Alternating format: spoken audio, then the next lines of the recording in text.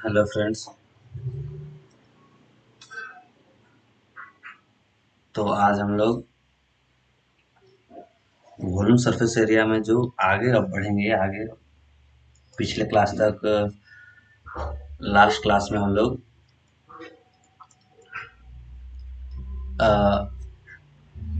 कोन का सारा प्रॉपर्टी पढ़ गए थे। कोन का वॉल्यूम निकाले थे, सी एस से निकाले थे और टी एस से भी निकाले थे। ठीक है, तो लास्ट क्लास तक कोन का सारा जानकारी जितना भी लेना था वो सब ले लिए थे, है ना। आज जो है, आज हम लोग पढ़ने वाले हैं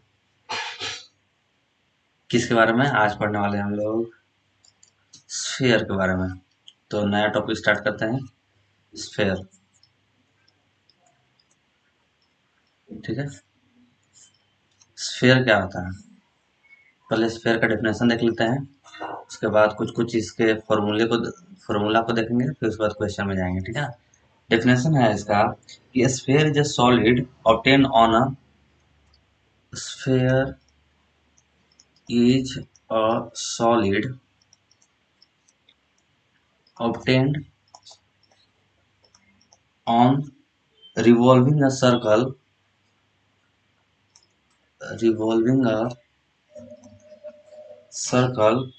about any diameter of it, about any diameter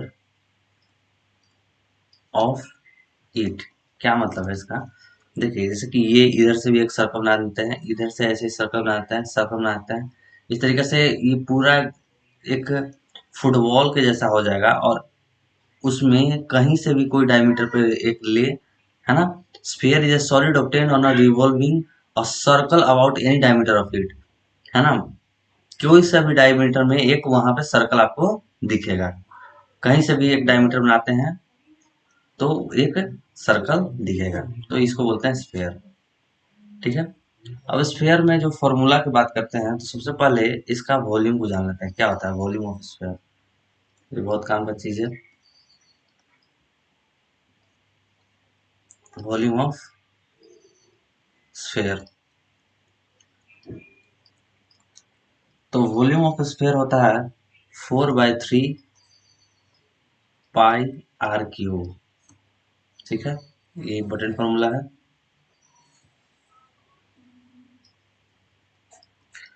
और उसके बाद सरफेस एरिया का बात किया जाए तो सरफेस एरिया ऑफ स्फीयर ये होता है 4 पाई आर स्क्वायर। ठीक है, क्योंकि चार सर्कल से मिलकर एक स्फीयर बनता है चारों तरफ से, तो इसलिए 4 पाई आर स्क्वायर। और इसमें सी एस से नहीं होता, मतलब टोटल सरफेस एरिया बोलो या कर्व सरफेस एरिया बोलो, मतलब सरफेस एरिया ही होता है स्फीयर में। ऐसा नहीं कि एक सी एस से अलग सरफेस एरिया अलग, ऐसा नहीं। टोटल सरफेस एरिया अलग और कर्व सरफेस एरिया अलग। इसमें स्फीयर में इसके बारे में हम लोग जिक्र नहीं करते हैं। यहाँ पे वॉल्यूम का जिक्र होता है और सरफेस एरिया का बात होता है। एक और पॉइंट इसमें देखा जाता है कि स्फेरिकल सेल, और ये काफी ज्यादा इम्पोर्टेंट है, इससे भी एग्जाम में क्वेश्चंस बहुत आते हैं। स्फेरिकल सेल, जैसे कि एक होलो स्फेयर ले लेते हैं। होलो स्फेयर नहीं, मान लीजिए सॉलिड ऐसा स्फेयर है जिसका थोड़ा थिकनेस है उसमें, है ना। ये देखिए, ये इतना थिकनेस है ऐसा, है ना।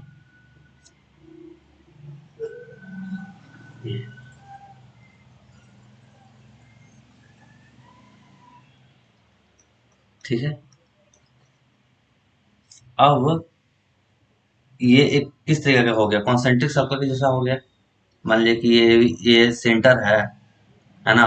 और एक सर्कल इसी पे बना हुआ है, दूसरा भी इसी पे बना हुआ है। तो मान लो ये जो अंदर वाला सर्कल दिख रहा है उसका रेडियस आर है, और ये जो बड़ा वाला रेडियस है ना, ये आर के बराबर है।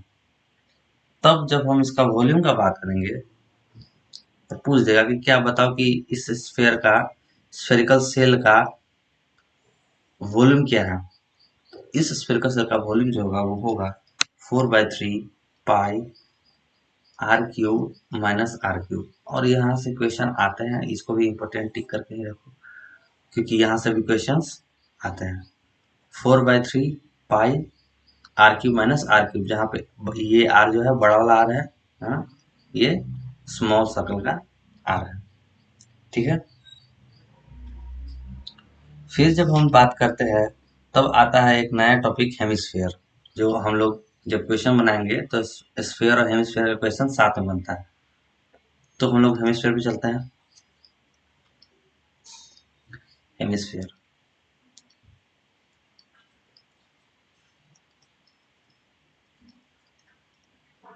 हेमिस्फीयर जो होता है वो स्फीयर का आधा पार्ट होता है। जैसे कोई स्फीयर था, उसी का ये आधा पार्ट हो गया, ये हो गया हेमिस्फीयर। हेमिस्फीयर में खास बात यह है कि इसका टोटल सरफेस एरिया और कर्व सरफेस एरिया अलग अलग होता है।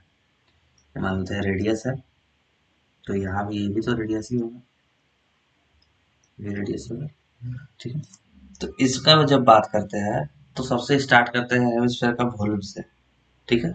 ये इसका डेफिनेशन में लिख सकते हो कि when a solid sphere is cut through its centre, जब आधा बीच से काटेंगे है ना स्फीयर को, then it then it when a solid sphere is cut through its center into two equal pieces, each piece is called hemisphere। हर एक piece मतलब ये एक पीस था और एक ऊपर से भी ऐसे कटेगा, है ना। पूरा सर्कल, ये पूरा स्फेयर था, तो जब दो पीस में यहाँ से बीच से काटेंगे, है ना, इसको क्या बना रहे हैं हम लोग, कैंची बना रहे हैं, कुछ भी समझिए। यहाँ से जब कट करेंगे, है ना, तो ये ऊपर वाला पीस भी हेमिस्फीयर बनेगा, नीचे वाला भी हेमिस्फीयर बनेगा।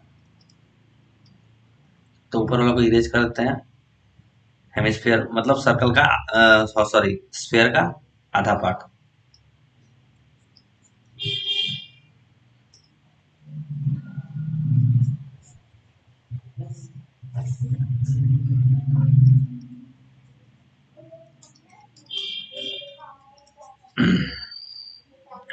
जब इसके वॉल्यूम का बात करते हैं तो वॉल्यूम, जैसे स्फीयर का वॉल्यूम क्या होता था, 4/3 पाई आर क्यूब। तो इसका वॉल्यूम हो जाएगा स्फीयर का वॉल्यूम का आधा, यानी 2/3 पाई आर क्यूब। ये इसका क्या होगा, वॉल्यूम होगा। उसके बाद जब इसका टीएसए का बात करते हैं, पहले सीएसए का बात कर लेते हैं, curve surface area. Curve surface area का बात करते हैं तो जैसे उसका सरफेस एरिया होगा 4 पाई पाई आर स्क्वायर, तो इसका कर्व सरफेस एरिया भी उसका आधा हो जाएगा 2 पाई आर स्क्वायर। लेकिन जब इसका टोटल सरफेस एरिया का बात करते हैं हम लोग, जब इसके बारे में बात करते हैं, ठीक है, तो यहाँ पे ये जो ऊपर का जो सरफेस है ये भी काउंट हो जाता है, ये वाला जो सरफेस है ना। और ये सरफेस एक सर्कल की तरह दिख रहा है, पाई आर स्क्वायर की तरह। तो 2 पाई आर स्क्वायर में एक और पाई आर स्क्वायर जो ऊपर वाला सरफेस है वो क्या होता है, टोटल सरफेस एरिया में छूट जाता है। तो इसका जो टोटल सरफेस एरिया है वो क्या हो गया, 3 पाई आर स्क्वायर हो गया। ये जानने का बात था यहाँ पे। और बाकी तो सरफेस स्फीयर से ही मिलता हुआ था। वॉल्यूम उसका आधा था, सी से उसका आधा था। टीएसए में यह था कि एक नया सरफेस जो बाहर दिखने लगा, जैसे कि वहां था तो उसमें सारा सरफेस ऐसे गोला में था, है ना, कुछ तो 4 पाई स्क्वायर था। अब जब सी एस से यहाँ से कटा तो ये तो नीचे वाला 2 पाई आर स्क्वायर हो गया, लेकिन ये जो सरफेस जो कटने के बाद मिला हमको ऊपर का सरफेस, ये भी तो टीएसए में जुड़ता है टोटल सरफेस एरिया में। तो वहां पे एक पाई आर स्क्वायर और जुटेगा। ये मेरा मतलब ये इसमें है एक नया चीज जब आप इसका बात करते हैं। अब आते हैं हम इसके क्वेश्चंस पे। तो आईसीएसई बुक के हिसाब से चलते हैं हम लोग। आईसीएसई बुक में एक्सरसाइज 20C में, एक्सरसाइज 20C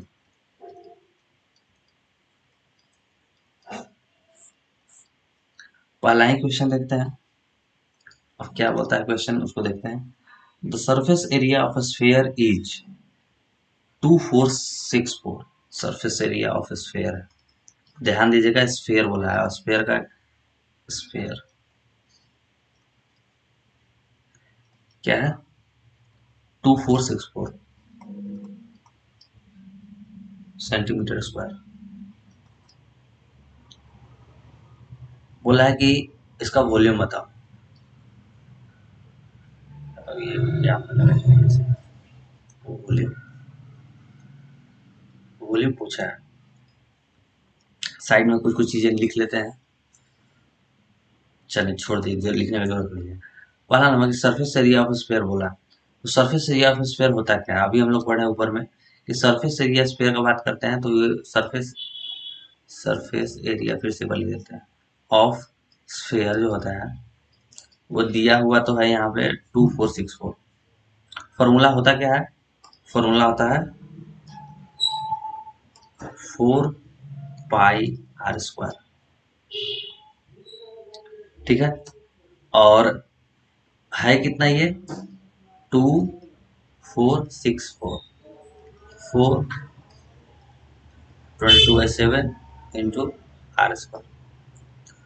यहाँ से ये कटेगा, होगा कितना, 4 से काटने के बाद 2464 को 6 बार में,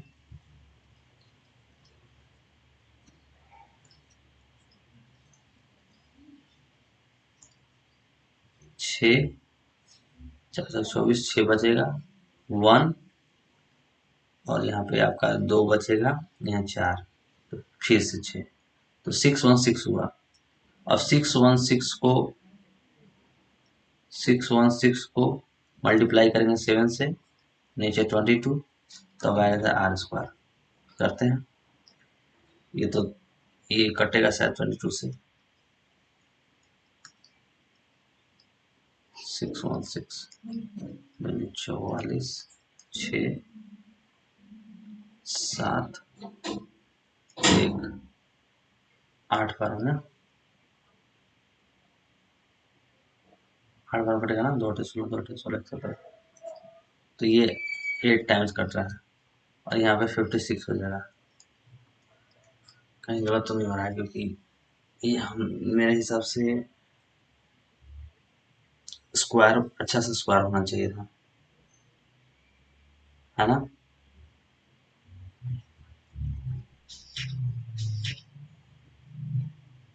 2464 दिया हुआ है बुक में, कभी कभी गलत भी रहता है, पर क्वेश्चन हम लोग इसी बना लेंगे। 2464 दिया हुआ है स्फीयर का सरफेस एरिया, है ना, सरफेस एरिया दिया हुआ है 2464, ठीक है।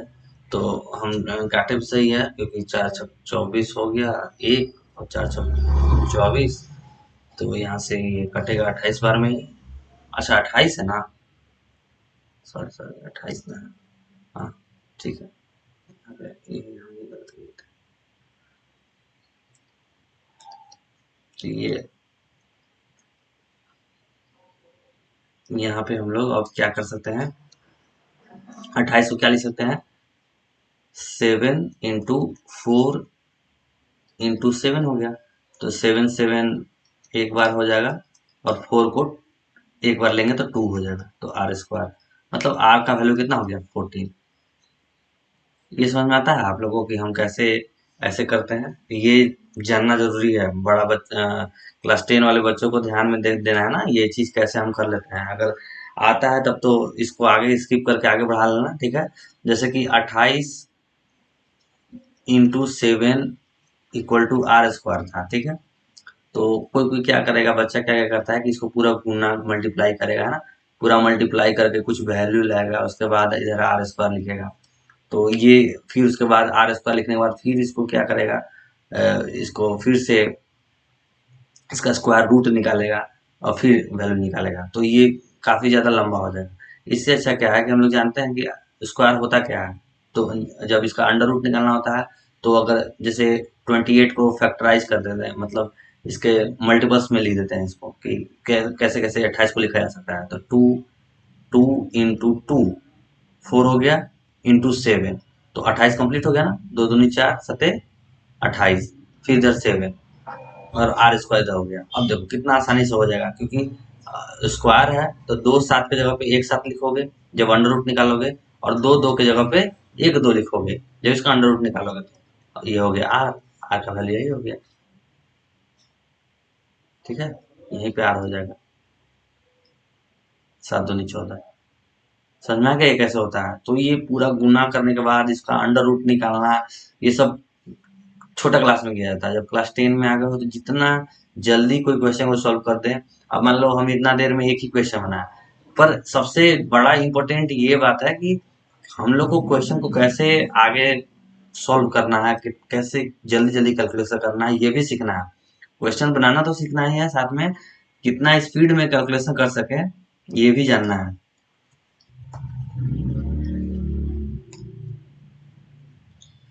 ठीक है, तो अगला क्वेश्चन है द वॉल्यूम ऑफ। अच्छा, ये अभी कंप्लीट नहीं हुआ है, इसमें अब ये और चीज दिया हुआ था कि फाइंड इट्स वॉल्यूम। इसका वॉल्यूम ही निकालना था, तो इसका वॉल्यूम निकालते हैं।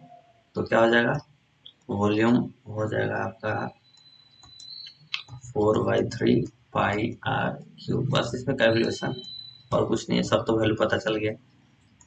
22/7 और आर कितना है 14 इंटू 14 काफी लेंदी ये हो गया कैलकुलेशन।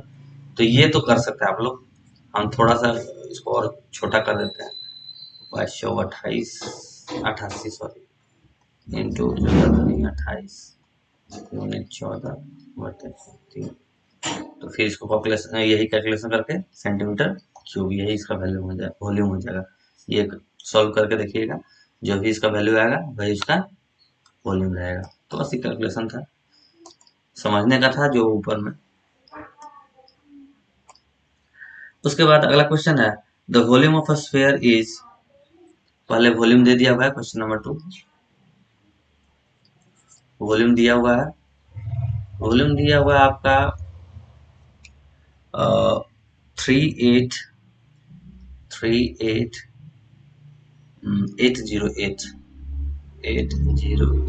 सेंटीमीटर क्यूब, ये वॉल्यूम दिया हुआ है। और बोला है कि इसका डायमीटर और सरफेस एरिया दोनों फाइंड करो। मतलब पहला तो इसको बोला है डायमीटर बताओ हमको क्या होगा इसका, उसके बाद बोला है कि इसका सरफेस एरिया भी बताओ। क्योंकि ये स्फीयर है, याद रखना स्फीयर है, तो हम लोग सरफेस एरिया डायरेक्ट इसका बात कर सकते हैं। रेडियस पहले तो रेडियस निकाल कर डायमीटर उसमें उसका निकाल लेंगे। रेडियस निकाल कर क्या करना होगा, डायमीटर निकालने के लिए उस रेडियस को 2 से मल्टीप्लाई करना होगा। तो पहले कैलकुलेशन जहां से हमको गिवन है, कैलकुलेशन वहीं से शुरू किया जाता है ना। बातों पर बहुत ध्यान दीजिएगा, कैलकुलेशन वहां से स्टार्ट होता है जहां से चीजें दिया होता है, वहीं से पता चलता है कि फाइंड कैसे किया जाएगा। तो पहले हमको वॉल्यूम दिया हुआ है, वहां पे बात करते हैं। वॉल्यूम दिया हुआ है, अब वॉल्यूम होता है स्फीयर का, क्या होता है 4/3 पाई आर क्यूब, ये हम लोग जानते हैं। लेकिन वॉल्यूम है कितना, ये है 38808। यहाँ से क्या पता चला कि कैलकुलेशन आगे हो सकता है इस तरीके से, और यहाँ से आर निकलेगा। और यही तो डायमीटर निकालने के लिए होता क्या, डायमीटर होता क्या है एक्चुअल में, होता है ये 2r, रेडियस का 2 गुना। यहाँ से आर अगर मिल गया, यहाँ पे अननोन वैल्यू ही आर है, तो डायमीटर तो आराम से भी मिल जाएगा। बस अब कैलकुलेशन है, करते हैं। पहले इसको 4 से काटते हैं इसको, क्या होगा 4 9 चौके 36, 9 चौक 36, यहाँ ये बचा कितना 2 8 28 0 2। ठीक है, अब यहाँ को इसको हम लोग 22 से काटेंगे, और काट सकते हैं, एक बार देखते हैं। 22 से 9702 को काटा, 4 बार में 88, यहाँ पे ये बच कितना रहा है 9 0, फिर कितना होगा 4 बार में 88 2 2 1, तो यहाँ से ये हो गया 441। तो 441 के साथ में हम लोग 3 गुने 7 करेंगे। ठीक है, इक्वल टू आर क्यूब। अब देखिए हम, क्योंकि मुझे पता है 441 क्या होता है, मुझे लगभग 22-24 तक का स्क्वायर पता है, इसलिए हमको पता है कि ये 21 का स्क्वायर है। तो 21 का स्क्वायर है तो हम इसको यहाँ क्या ले सकते हैं, 21 into 21 into 3 into 7 equal to r cube. देखिए यही चीज सीखना है आपको, ये सब चीजें बहुत जरूरी होता है, पूरा मल्टीप्लाई करने का जरूरत नहीं है। इसी किस को क्या लिख सकते हैं, 3 इंटू 7। इसी किस को क्या लिख सकते हैं, 3 इंटू 7। इसको क्या लिख सकते हैं, 3, इसको क्या लिख सकते हैं, 7। अब यहाँ पे क्यूब है ना, तो क्यूब में जब सिर्फ क्यूब रूट निकालना होता है, क्यूब रूट, तब 3 वैल्यू को हम एक अकेला लिखेंगे, मल्टीप्लाई बाय ये 7, इसको अलग तरीके से दिखाते हैं, 7 7 7 3 है तो यहाँ पे 1, बस यहाँ से आर निकल गया, आर का वैल्यू कितना हो गया, 21 सेंटीमीटर। मीटर वो देखना है, यूनिट पीछे लिखते रहना है याद से, है ना, भूलना नहीं है। ये हो गया 21 सेंटीमीटर रेडियस। समझ में आया, देखिए कितना आसानी से ये हो गया। अब उसके बाद जैसे ही आर हमको 21 मिल गया, तो हमको पता चल गया इसके बाद इसका डायमीटर कितना होने वाला है, 2r। तो डायमीटर से यहाँ से पता चल गया कितना हो जाएगा, 42 सेंटीमीटर। अब बात रहा सरफेस एरिया निकालने के लिए, तो ये इजी है, आराम से फॉर्मूला को बिठा देना है, कुछ करना नहीं है।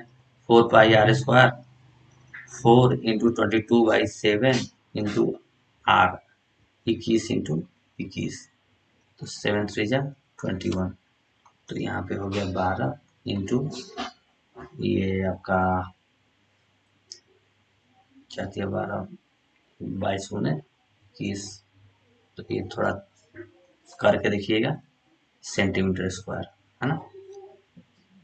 यही इसका, ये जब गुना करने के बाद जो भी वैल्यू आएगा सेंटीमीटर स्क्वायर, इसका सरफेस एरिया हो जाएगा। ठीक है, यूनिट पहले ऊपर में डालना हम भूले नहीं है, बहुत दिन के बाद अभी फिर से वीडियो बना रहे हैं, तो देखिए यहाँ पे भी हो गया 8 सेंटीमीटर में हो गया, आई थिंक।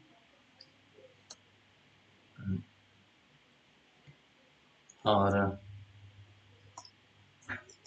ऊपर भी यूनिट नहीं करना भूलेंगे, आई थिंक। एक बार चेक कर लेते हैं।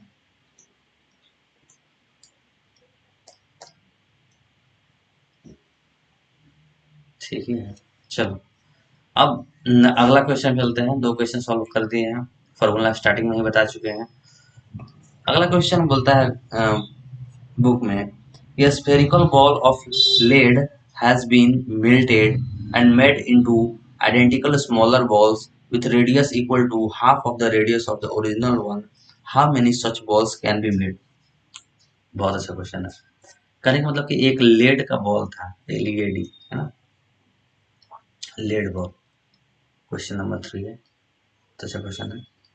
अब ये एक बड़ा सा बॉल था ऐसा, इसका लेड का, और जिसका रेडियस वेस कुछ नहीं दिया हुआ है, ये बस मान लीजिए कि इसका रेडियस हम लोग मानते हैं, थोड़ा अपना इजी कैलकुलेशन के लिए हम इसको 2r मान लेते हैं, कि इसका सेंटर O था और सेंटर, हाँ चलिए ठीक है, यहाँ रेडियस का जो रेडियस था इस लेड बॉल का, वो कितना था, 2r का था। बोला कि इसको क्या किया गया कि मेल्ट किया गया, इसको क्या किया गया, मेल्ट किया गया, और मेल्ट करने के बाद छोटे छोटे बहुत सारे आइडेंटिकल बॉल बनाए गए। नहीं, कितना बनाया गया है वो तो अभी हम लोग को फाइंड ही करना है, पर ये इस तरीके से बनाया गया है कि ये जो आइडेंटिकल बॉल्स थे, इसका रेडियस जो है इसके आधा होना चाहिए, मतलब अगर ये 2r है तो इसका रेडियस r होना चाहिए।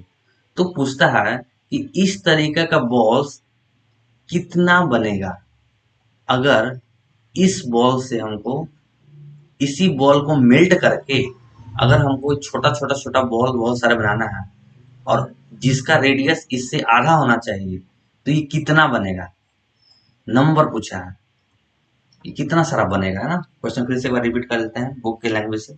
A spherical ball of lead has been melted and made into identical smaller balls with radius equal to half the radius of the original one. How many such balls can be made? तो ठीक है, melt करने का जहां पे बात आता है वहीं से आपको समझ आना है कि ये वॉल्यूम का क्वेश्चन है। ये सब चीजें प्रैक्टिस से समझ में आने लगेगा। मेल्टिंग का मतलब क्या है कि उसका वॉल्यूम पे बात हो रहा है ना। तो कहने का मतलब इसको हम लोग एक बिग मॉस बॉल मान लेते हैं, क्योंकि इसका रेडियस ज्यादा है, बड़ा बड़ा बिग होगा, ये स्मॉल बॉल्स।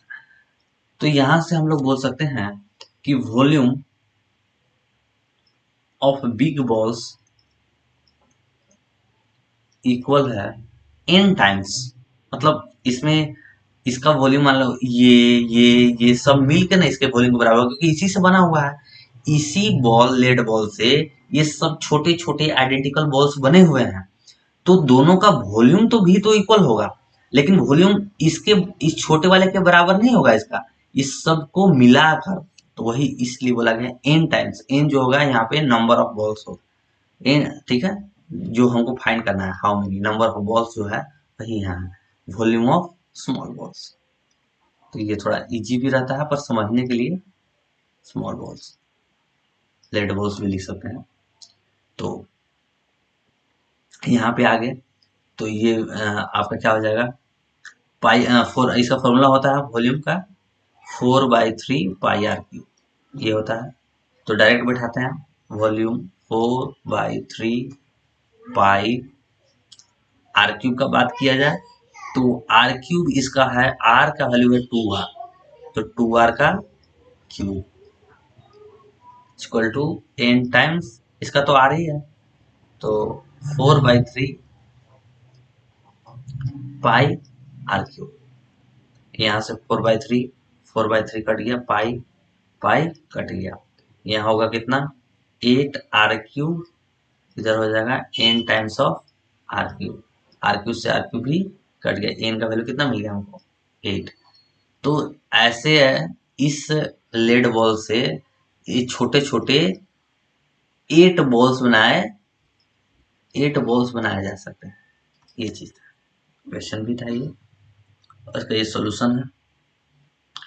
आई होप कि आपको समझ में आया होगा। तो अब आगे चलते हैं, नेक्स्ट क्वेश्चन है, how many balls each of radius 1 centimeter can be made by melting a bigger ball whose diameter is 8 centimeter। देखिए एकदम सेम टू सेम वही क्वेश्चन है जो अभी हम लोग पढ़ रहे हैं, वहां पे रेडियस का वैल्यू दिया हुआ नहीं था, यहाँ पे रेडियस का वैल्यू दिया हुआ है। हम बस इसको पूरा नहीं लिख बनाएंगे, हम इसको समझा देते हैं, ठीक है, कि आप लोग को ऐसा ना लगे कि हम क्वेश्चन को स्किप कर रहे हैं।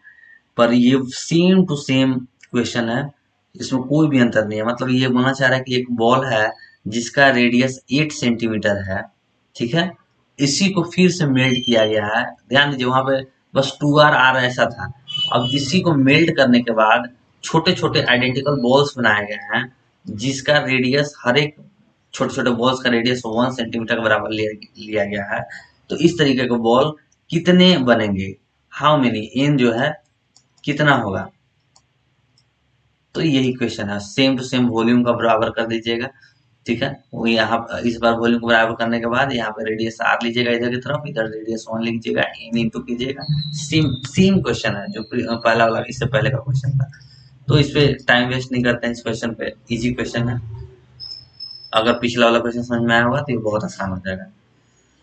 तो अब अगला क्वेश्चन है, 8 metallic sphere each of radius 2 mm are melted and cast into a single sphere, calculate the radius of new sphere। ये भी लगभग लगभग उसी तरह का क्वेश्चन है पर इसको बनाते हैं, ठीक है, क्योंकि थोड़ा सा अलग तो है इसमें। 8 मेटालिक स्फीयर्स यहाँ पे बोल दिया है कि एन भी बता दिया है, मतलब देखिए एक ध्यान दीजिएगा कि ये रिवर्स हो गया, मतलब इनवर्स बोल सकते हो। इस बार क्या किया कि छोटे छोटे बॉल्स को ऐसे ऐसे,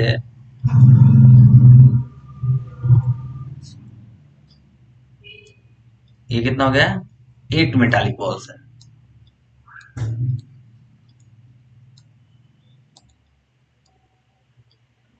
ठीक है, और इसका रेडियस कितना दिया हुआ, 8 metallic sphere each of radius 2 millimetre, सबका रेडियस है 2 मिलीमीटर, सबका सबका। अब अब इन सबको मेल्ट करके एक रिकास्ट किया गया, फॉर्म किया गया एक बड़ा सा स्फीयर, अब इसी का रेडियस पूछा है, to calculate the radius of new sphere, बस इसका रेडियस तो हो गया n टाइम्स इसको फॉर्मूला नहीं लिखते हैं, डायरेक्ट बनाने का प्रयास करते हैं, या लिख दें। ठीक है, ठीक है, इसको स्मॉल बॉल्स लिखते हैं, स्मॉल बी करके लिखते हैं। ठीक है, वॉल्यूम ऑफ स्मॉल मेटालिक लिख लीजिएगा ना, बॉल्स इक्वल है वॉल्यूम ऑफ बिग बॉल। यहाँ पे क्या होगा, सेम n टाइम्स हम लोग जानते हैं मेल्ट होने के समय में इसके वॉल्यूम का बात होता है, तो इस पे बात करेंगे, है ना, ये फॉर्मूला पे चलेंगे यहाँ पे। तो n टाइम्स 4/3 पाई, इनका वॉल्यूम कितना है 2 मिलीमीटर, 2 मिलीमीटर का क्यूब इक्वल हो जाएगा 4/3 पाई। अच्छा, इसका आर नहीं लेते हैं ना, इसका, हाँ ठीक है, एक ही तो अननोन वैल्यू है, कोई दिक्कत नहीं, r cube 4/3 pi, 4/3 pi cut गया, 4/3 पाई कट गया। इन इसका कितना है 8 है, और ये कितना हो जाएगा 8 मिलीमीटर हो जाएगा, इक्वल टू आर क्यूब। 8 ही होगा रेडियस, हाँ ठीक है, 2 4 4 8, ज्यादा आना चाहिए, आर 8 के बराबर के आसपास में होने के लिए। ठीक ठीक, कोई दिक्कत नहीं है। तो ये हो गया आर क्यूब, है ना, यहाँ तक तो ठीक है, एन 8 था और ये 8, तो इसको क्यूब निकालना है, तो 4 इंटू 2 इंटू 4 इंटू 2, यही ना होगा। 8 को 4 × 2 लिख सकते हैं, इस 8 को 4 इंटू 2 लिख सकते हैं, है ना, आर क्यूब। और यहाँ से क्या हो गया कि ये भी दो दो मिलकर कितना हो जाएगा 4 हो जाएगा। तो एक 3 4 है ना, 3 4 है, तो आर का वैल्यू कितना हो जाएगा 4 हो जाएगा, क्योंकि वॉल्यूम था ना, तो आर हो जाएगा 4 मिलीमीटर। तो इन सब को रिकास्ट करके जब एक नया सा बड़ा सा स्फीयर बनाएंगे, उसका रेडियस कितना रहेगा 4 मिलीमीटर। ठीक है, समझ में आ गया, ये इनवर्स था उस क्वेश्चन का। ठीक है, यहाँ एन टाइम्स क्यों लगा पता है ना, ये सब छोटा छोटा बॉल जब आठों मिलेगा तब जाकर ये इसके बराबर होगा, इसलिए इक्वल का साइन है बीच में, इक्वल का साइन बहुत इंपॉर्टेंट होता है ना। तो ये भी क्वेश्चन खत्म हो गया। अब आगे बढ़ते हैं, अगला क्वेश्चन है, लेकिन हम क्वेश्चन लिख नहीं पाते या ऊपर दिखा नहीं पाते, क्योंकि मेरे पास उतना सुविधा उपलब्ध नहीं है, फैसिलिटी नहीं है मेरे पास। लेकिन हम क्वेश्चन जरूर एक बार रीड कर दे रहे हैं कि आप लोग को समझ में आए कि हाँ हम जो बोल रहे हैं और जो बना रहे हैं, ठीक है, वो सब दोनों समझ में आना चाहिए। जैसे अगला क्वेश्चन है कि the volume of one sphere is 27 times that of the another sphere, calculate the ratio of their, आगे पेज पे करते हैं, ratio of their, ratio of their radius और सरफेस एरिया। ठीक है, ये भी क्वेश्चन थोड़ा सा अलग है, तो बनाते हैं इस क्वेश्चन को। क्वेश्चन नंबर 6 बोलता है the volume of one sphere, एक स्फीयर है,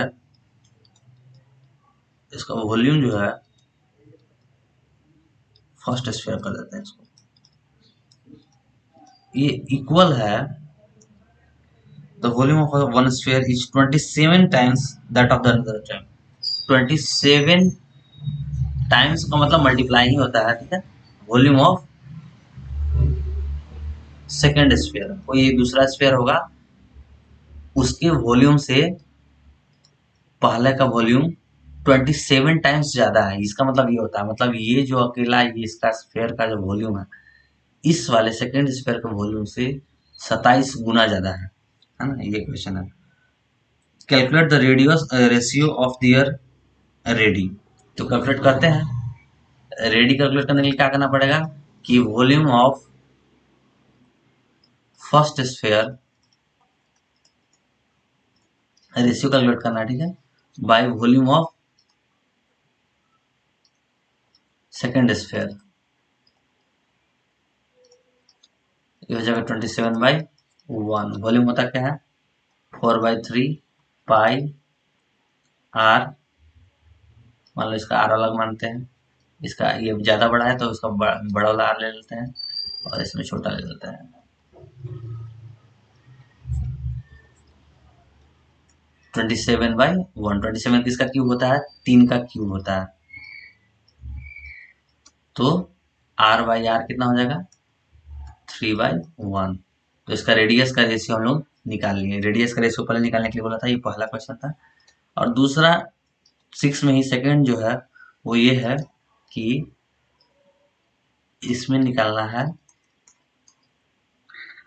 सरफेस एरिया का रेशियो। तो सरफेस एरिया का रेशियो निकालते हैं, surface area of first sphere